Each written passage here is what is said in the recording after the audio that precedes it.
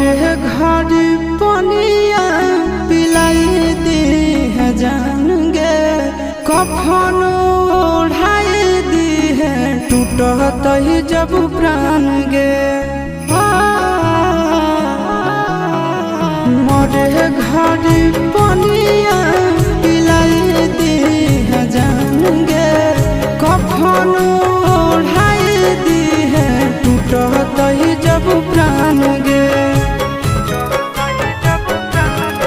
हगे हमारा से तोरा जाती प्यार होता भेंट साक्षात कर लगे।